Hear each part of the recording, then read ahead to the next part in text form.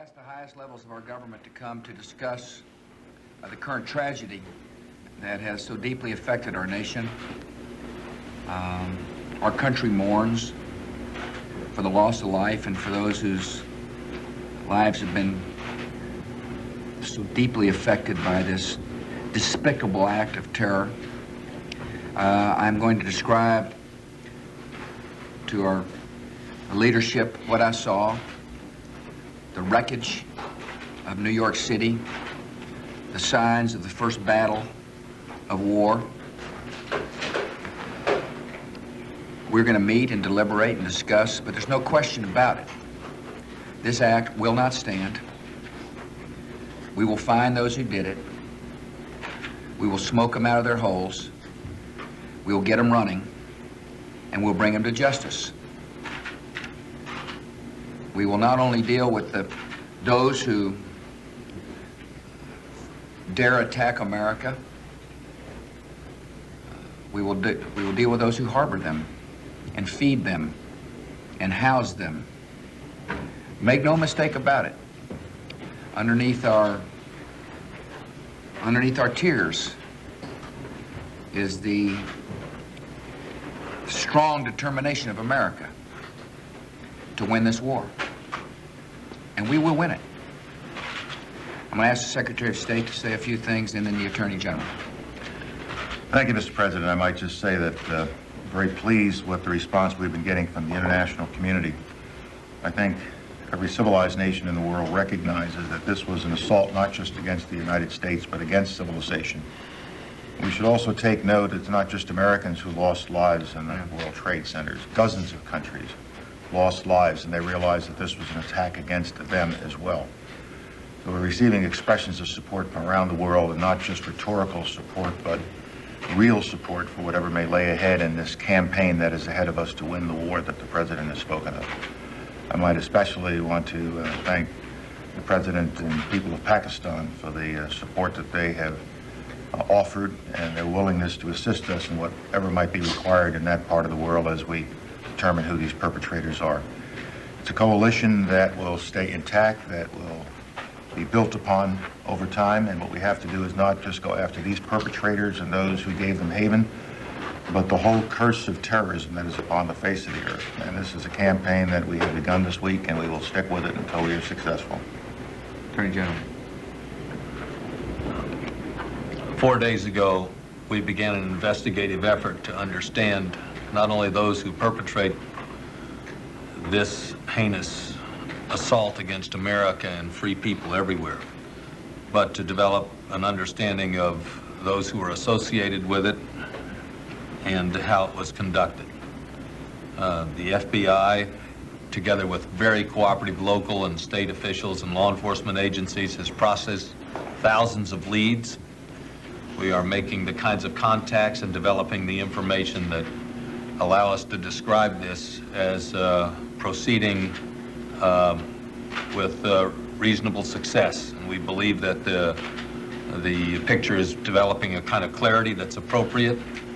We've named 19 individuals that we have high levels of confidence were the hijackers, and we are further refining our understanding of the ways in which this terrible crime was developed. I might add that we have put in place very serious measures that we believe will provide greater security and provide a basis for our country returning to the kind of freedom and business and conduct that is characteristic of this great nation. Sir, what do you say to Americans who are worried that the longer it takes to retaliate, the more chance perpetrators have to escape and hide and just escape justice? They will try to hide. They will try to avoid the United States and our allies, but we're not going to let them. They run to the hills. They find holes to get in, and we will do whatever it takes to smoke them out and get them running, and we'll get them. And listen, this is a great nation. We're kind people. None of us could have envisioned the barbaric acts of these these terrorists. But they have stirred up the might of the American people, and we're going to get them for however long it takes. In my radio address today, I explained to the American people that this effort may require patience, but we're going to get as long as it takes. And it's not just one person. We're talking about those who fed them, those who housed them, those who harbor terrorists will be held accountable for this action. And we're go ahead, sorry. Are you satisfied that Osama Bin Laden is the kingpin of this operation? There is no question he is what we would call a prime suspect. And if he thinks he can hide and run from the United States and our allies, he will be sorely mistaken. Mr. President, do you have a message for the reservists that you called up yesterday? Can you tell us whether you think more may have to be called up? My message is for everybody who wears the uniform, get ready. The United States will do what it takes to win this war. And I ask patience to the American people. There's no question in my mind we'll have the resolve. I witnessed it yesterday on the construction site. Behind the sadness and the exhaustion, there is a desire by the American people to not seek only revenge, but to win a war against barbaric behavior, people that hate freedom and hate what we stand for. And this is an administration that is going to dedicate ourselves to winning that war. What did Pakistan say it would do to help the United States?